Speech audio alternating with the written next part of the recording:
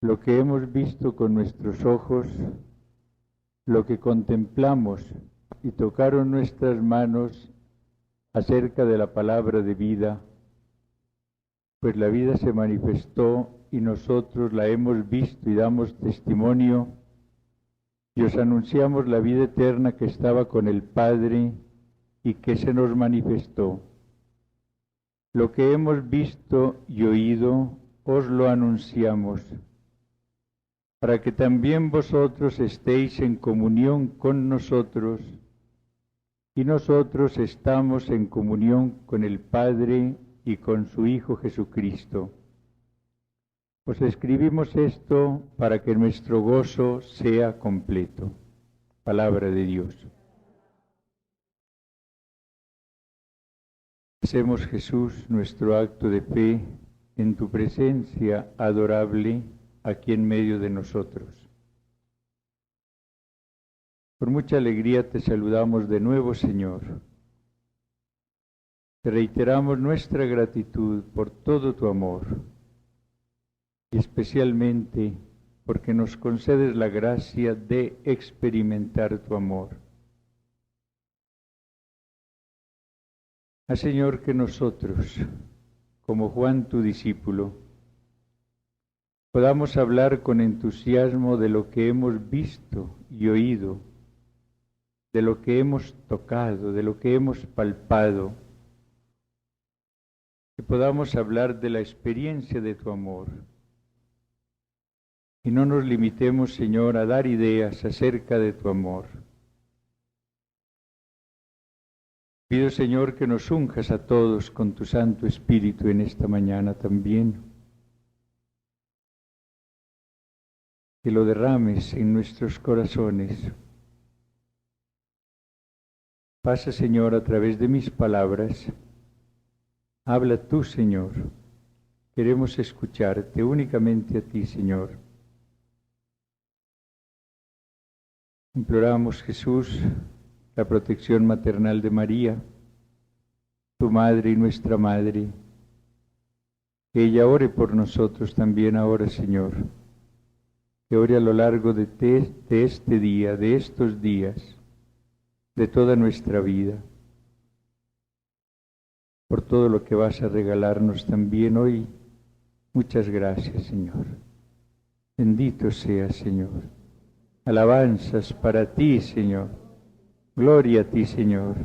Alabemos al Señor todos. Bendito seas, Señor. Santo eres, Señor.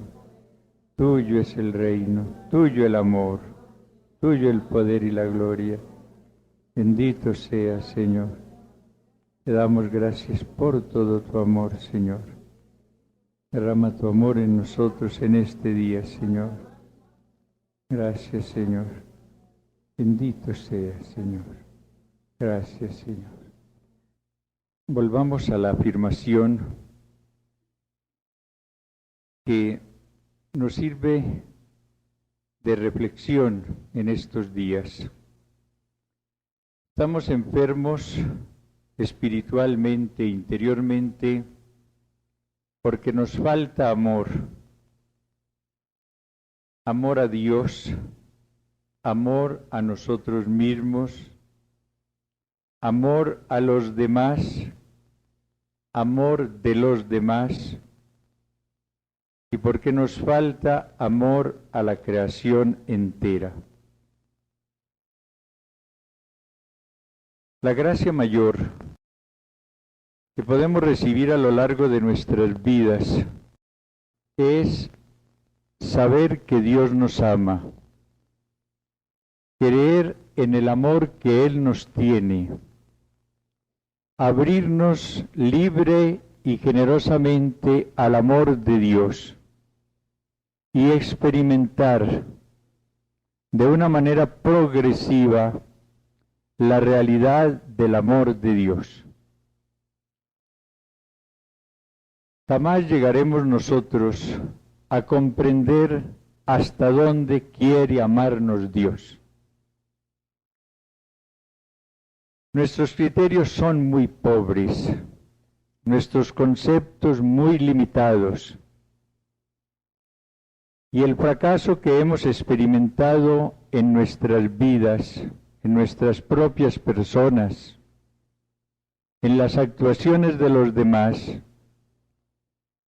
nos llevan a ser también muy pobres en los conceptos que tenemos acerca del amor de Dios. Y la gran evangelización que debemos hacer actualmente es la del amor del Señor. La gran epifanía que debemos realizar es la del amor de Dios. Lo que debemos gritar por todas partes es que Dios nos ama y que nos ama como Dios. Porque el día en que el mundo descubra la realidad del amor de Dios, el día en que el mundo se sienta amado por Dios, cambiará. No seamos ingenuos al pensar que algo diferente del amor de Dios puede cambiar al hombre. Hablamos de cambio a todas horas y decimos que América necesita un cambio, esto es verdad. Que tenemos que ser agentes de ese cambio, esto es verdad. Pero estamos buscando el cambio por medios inoperantes. Estamos buscando el cambio por donde no es. El mundo cambia solamente cuando cambie el hombre, y el hombre cambia solamente cuando experimenta el amor de Dios. La renovación espiritual carismática es un don de Dios al mundo y a la Iglesia, dijo Pablo VI, porque la renovación es la efusión del amor de Dios sobre la Iglesia a través del Espíritu Santo. Esencialmente la renovación es eso, la efusión del amor de Dios. Pentecostés fue eso, la comunicación del fuego del amor de Dios, la comunicación del amor de Dios en formas de lenguas de fuego. Aquellos apóstoles se sintieron abrazados por el fuego del amor de Dios, y eso fue lo que produjo en ellos el gran cambio. Recuerden que hasta ese momento ellos estaban preocupados solamente por un reino temporal. Antes de la ascensión le hacen a Jesús la dolorosa pregunta: ¿es ahora cuando vas a restablecer el reino de Israel? Esa es su preocupación, ocupar en ese reino temporal los primeros puestos. Cuando experimentan en Pentecostés el amor de Dios comunicado por el Espíritu, ya no piensan en reino temporal. Les interesa desde ese momento solamente el reino de Dios. Y ellos irán por el mundo predicando ese reino de Dios y lucharán hasta el final de su vida para conseguir la extensión de ese reino de Dios. Esa es la realidad que nosotros debemos descubrir. Aquellos hombres que eran miedosos, estaban encerrados por miedo a los judíos, salen a un balcón a predicar con valentía la resurrección de Jesús. El Señor les había dicho: recibiréis la fuerza del Espíritu y seréis mis testigos. Reciben la fuerza de Jesús, la fuerza del Espíritu, la fuerza del amor, y con ella se convierten en testigos. Nunca nos cansaremos de insistir en que la gran necesidad que tiene la Iglesia y tiene el mundo es la de testigos del amor del Señor. Tenemos mucha gente preparada para dar doctrina. Tenemos muchos especialistas en teología, en catequesis, en pastoral, en evangelización. Eso no es suficiente. Tenemos necesidad, claro está, de maestros, pero tenemos ante todo necesidad de testigos. Tenemos necesidad de maestros que sean también testigos. Mientras nosotros seamos solamente maestros y no seamos también testigos, la evangelización que demos será muy pobre. Recuerden que el hombre es evangelizado no cuando recibe el mensaje, sino cuando tiene a través de ese mensaje el encuentro personal con Cristo. No olviden nunca esto. Hay mucha gente que cree que evangelizar es llevar el mensaje. Esa es una parte de la evangelización. El concepto de evangelización es mucho más rico. Es llevar el mensaje y como instrumento del Señor lograr que la persona que recibe el mensaje tenga el encuentro personal y amoroso con el Señor. No hablemos de cristianos mientras ellos no tengan el encuentro personal con Cristo. Si la persona no ha tenido el encuentro personal con Cristo, es bautizada. Pero no podemos hablar de la persona auténticamente cristiana. La renovación es un regalo del Señor porque nos está prodigando la experiencia de Dios. Los que estamos en contacto con muchas personas actualmente, nos damos cuenta de este hecho. La cantidad de jóvenes que están encontrando a Jesús resucitado, a Jesús vivo, que están experimentando el amor de Jesús y dicen, Él vive, Él me ama. Y a ese Jesús que vive, a ese Jesús cuyo amor experimentan, le entregan sus vidas. Y hay algo doloroso.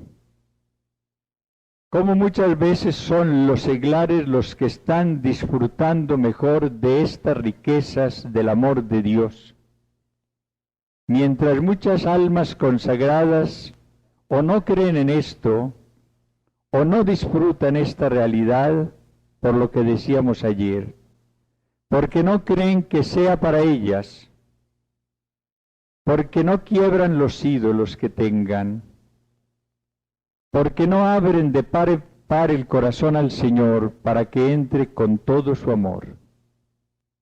En este campo nosotros tenemos que agradecer al Señor los ejemplos que nos están dando los seglares. Cuando a veces un sacerdote oye hablar de jóvenes que encontraron a Cristo, o religiosas oyen lo mismo, empiezan a reírse y a burlarse de estas personas.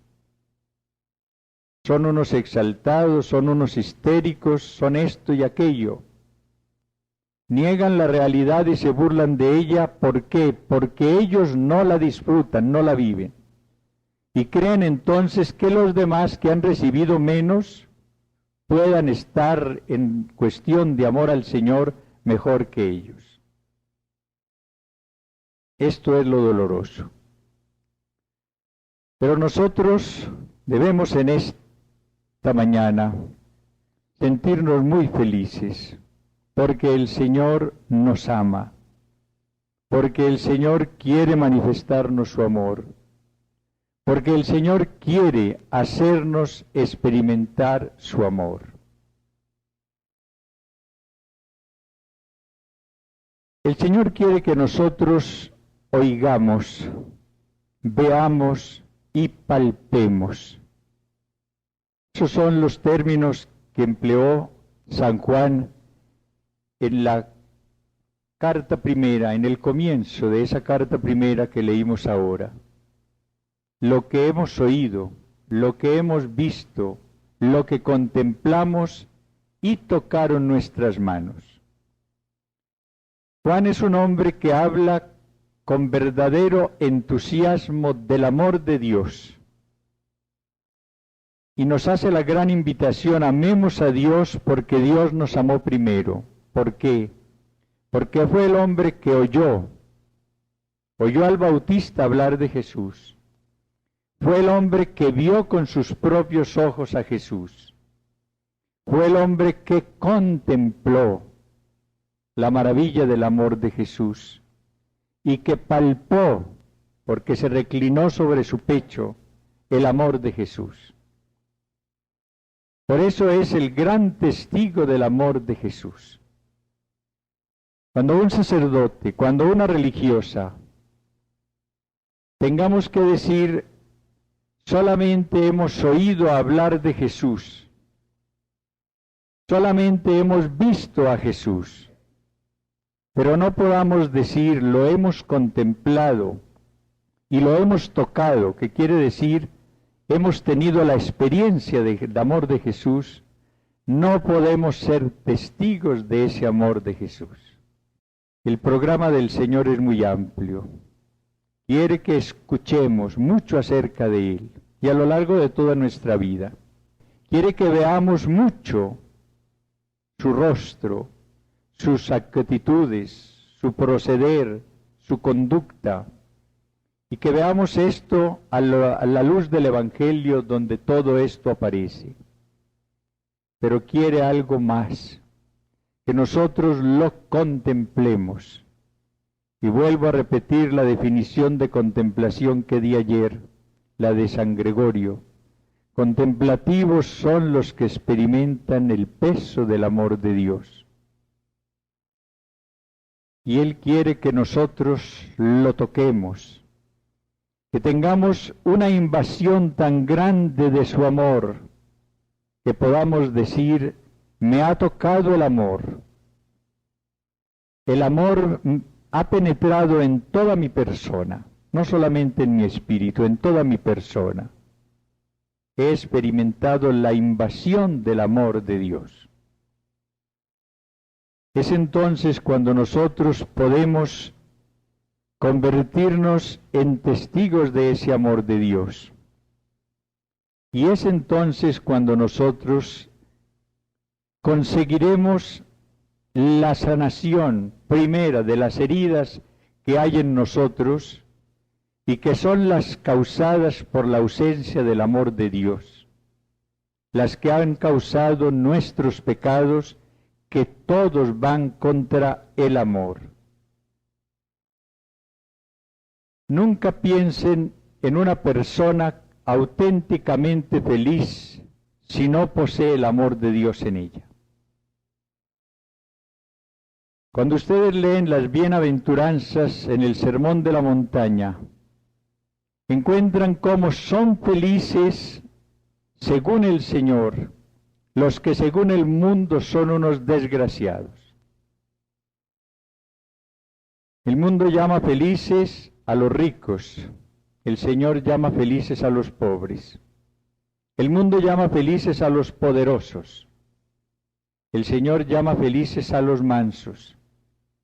El mundo llama felices a los que ríen, el Señor llama felices a los que lloran. Esa es la realidad.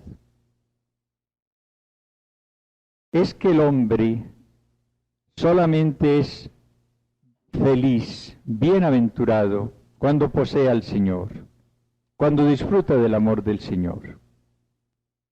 Cuando carece de esta experiencia del amor del Señor, está buscando sustitutos y va como el colibrí de flor en flor buscando felicidad y nunca la encuentra. La palabra de Dios tiene una frase muy gráfica: bebieron, buscaron agua en cisternas rotas. El mundo es una cisterna rota. No posee agua que calme la sed. La sed solamente se calma con una agua que brota del interior, aquella agua de la cual habló el Señor a la samaritana. El Señor dijo: el que cree en mí, de su interior brotarán ríos de agua. Y lo decía del Espíritu que habían de recibir los que creyesen en Él. Ustedes oyen hablar de suicidios de gente que ha tenido todos los placeres, que ha tenido todos los honores, que ha nadado en las riquezas y en las comodidades. Esa gente se siente cada vez más desgraciada y a veces no es capaz de soportar el peso de ese vacío y se quita la vida. En cambio, cuando uno tiene al Señor, es feliz y se sana. Ayer asistí a las exequias de la hermana Teresita, la carmelita descalza que murió antier en La Ceja. 68 años estuvo en ese convento. No salió una sola vez, ni a una clínica, ni a nada. 68 años. Yo la dirigí durante 40 años. Y puedo decir que esta persona fue siempre feliz. Pocas personas he encontrado yo en la vida tan feliz como a esta religiosa. En un convento, 68 años. No conoció automóviles, no conoció nada de lo que el progreso nos ofrece en este momento. Feliz, ¿por qué? Porque era una persona que varias veces me comentó cómo vivía lo de San Juan de la Cruz, que ya solo en amar es mi ejercicio. Entré durante su enfermedad varias veces a su celda. ¡Qué pobreza! Un cátere sencillísimo, un crucifijo de madera, una crucecita de madera, nada más. Eso era lo que había allí.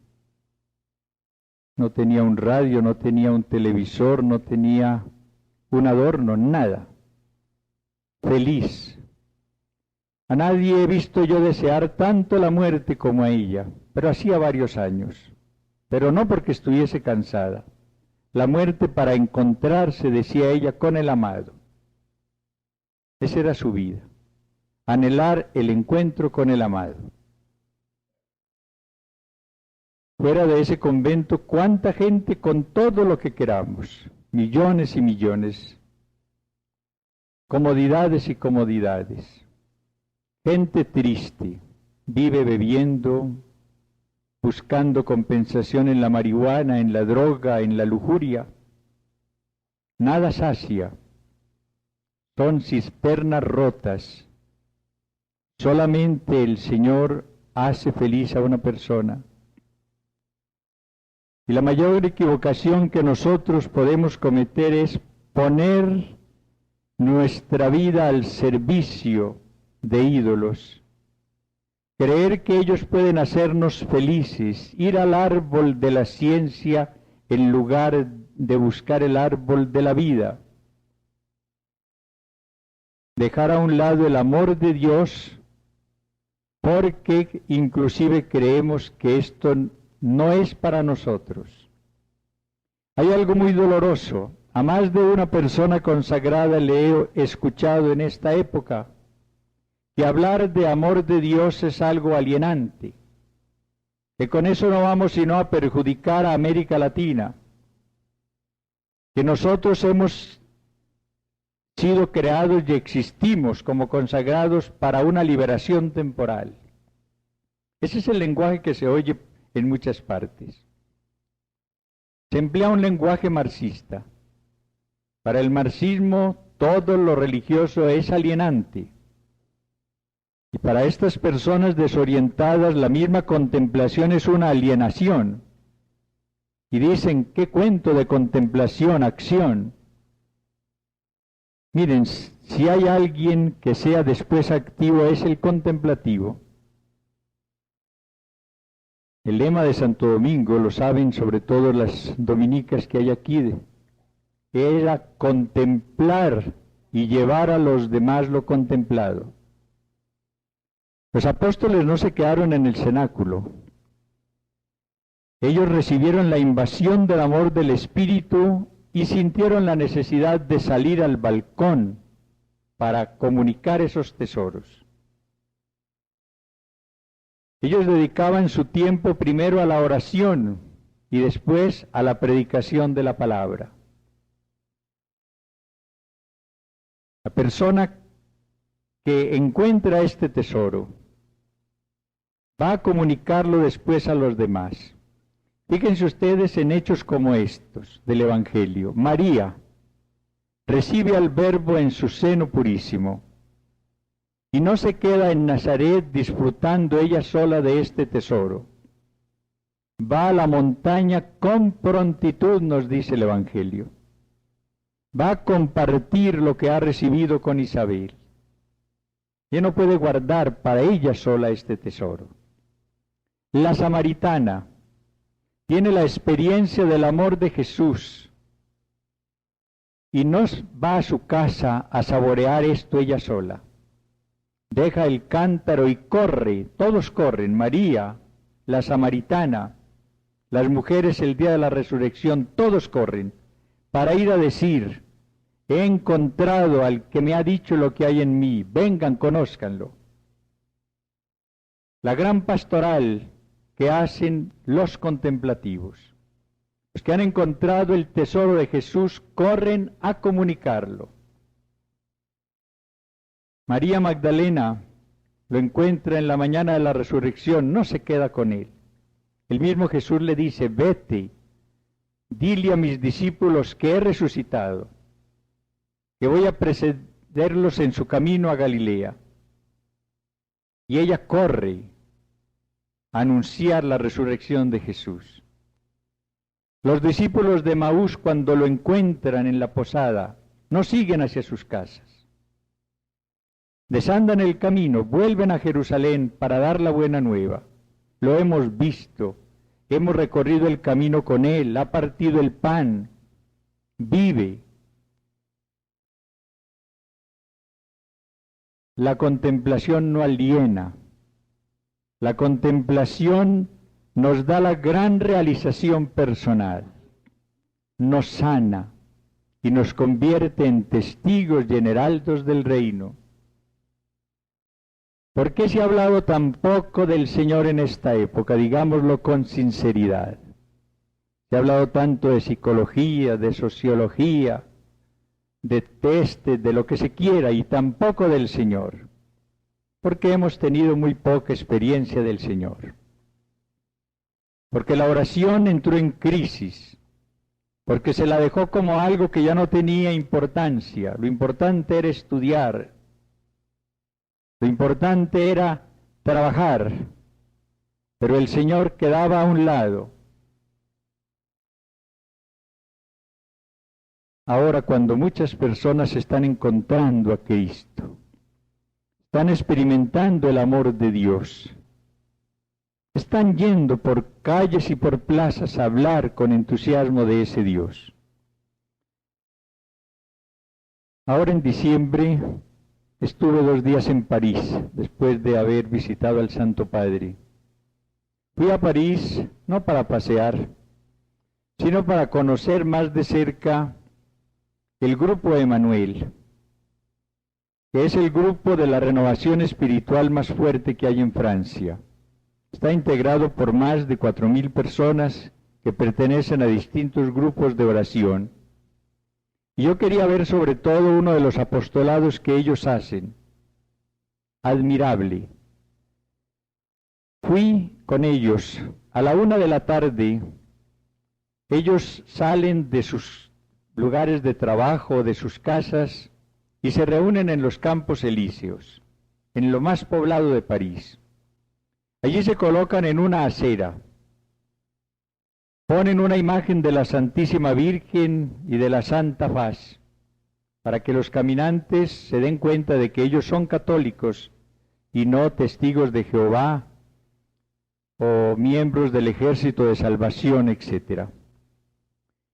Y en pleno París, a la 1 de la tarde, en el lugar más poblado, empiezan ellos a orar, a leer la palabra de Dios, a compartir las alabanzas al Señor, a dar testimonio de que Jesús vive. La gente pasa, unos se ríen, otros se detienen, Otros quedan interrogados. Cuando ven a alguien interesado, sale uno del grupo y empieza a hablarle de lo que ellos son. Lo invitan después al grupo de oración que tienen, y así han logrado la conversión de mucha gente. Son los testigos del Señor en pleno París y no pueden quedarse en sus casas. ¿A quién se le ocurriría esto antes? ¿Somos nosotros capaces de hacer esto? Son seglares, allá había una religiosa ese día, pero el resto era seglar, jóvenes sobre todo, que habían encontrado a Jesús, que querían dar a los demás la buena noticia de lo que es Jesús. Y esa gente estaba feliz y comunicaba felicidad. Era gente a la cual había sanado el amor del Señor. San Pablo pronunció en Éfeso unas palabras que son las únicas que sabemos que pronunció Jesús y que no están en el Santo Evangelio.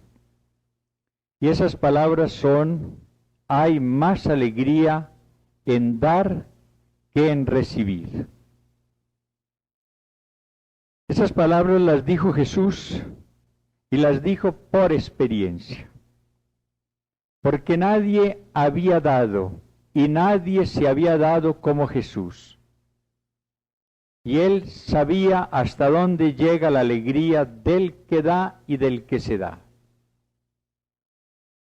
Es así como comprendemos por qué el Señor quiera darse a todos nosotros.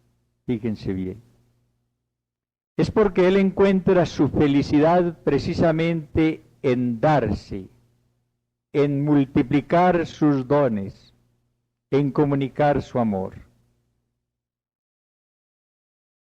Yo creo que cuando una persona llegue a descubrir ese hecho, el Señor lo que quiere principalmente de mí es que me deje amar por Él y que después lo ame con el amor que Él me tiene. Empieza a conocer lo que es el plan de Dios en este campo de la oración, en este campo de la contemplación. San Juan, en ese capítulo 5 de la primera carta, dice: amemos a Dios porque Él nos amó primero. La iniciativa en el amor está de parte de Dios. Nosotros creemos que nos toca primero amar a Dios y que de esa manera vamos a conseguir que Él nos ame. Es una ignorancia tremenda esto, una equivocación muy grande. La iniciativa en el amor es de parte de Dios. Nos ha amado con amor eterno, cuando no existíamos. Nos predestinó, dice San Pablo en la carta a los Efesios, antes de la creación del mundo. Nos predestinó en Cristo, para que fuésemos santos e inmaculados, para que recibiésemos la adopción de hijos, para que recibiésemos su amor.